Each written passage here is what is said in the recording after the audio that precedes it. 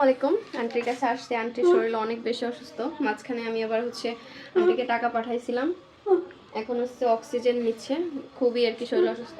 এদিকে ওই যে আঙ্কেল, এখন আন্টিকে আমি কিছু টাকা দিয়ে যাব যাতে ওষুধ টষুধ আইনে আর কি খাইতে পারে।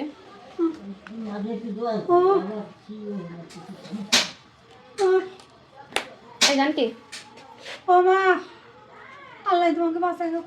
হয়েছে? আর দাঁড়াই সামনে সবাই তুমি ধরি, আল্লাহ তোমাকে ভালো রাখো।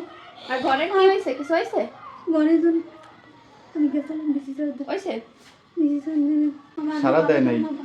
আর আমার ওইরকম আর্থিক অবস্থা এখন অতটা না, সুবিধা না, নাহলে আমি আরো দেখতাম। আল্লাহ দেবে বাবা।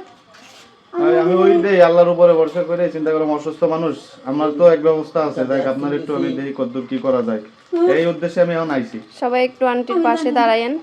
আমি এই কথা কই সাথে এখন ওষুধ পানি আছে ওষুধ নাই, ওই এই দিয়ে ইউনিয়ন ব্যাস না আন্টি। এইয়া আচ্ছা থাক, মাসে 4,500 টাকা ওষুধ না ইয়ার। ওই এইয়া আচ্ছা এখন অল্প অল্প করে সব দিক দিয়ে একটু এর ভিতরে যে টাকা আছে না এর ভিতরে ওষুধ আর মেলা ওষুধ। আচ্ছা থাক, আমার দেখান দরকার না, আপনি ওই টুকটাক যতদূর যাওয়া হয় বুঝছেন, চলতে থাকেন, আমি আবার আসতেছি, ঠিক আছে? আমি আবার কয়দিন পর আসবেন, আবার দেখে যাবানি।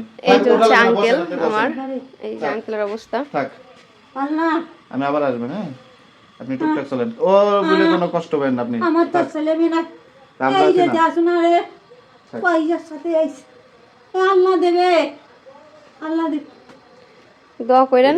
আর যারাও কম বেশি করে সব দিকে একটু অল্প অল্প করে একটু আপনারা একটু সাড়া দিয়েন, আপনারা আন্টিকে একটু আপনারা একটু হেল্প করেন। আর আমার তরফ থেকে তো আমি করি। ভালো আছো? অনেক ওষুধ লাগে, মন খারাপ ওর, মা অসুস্থ বোঝে তো।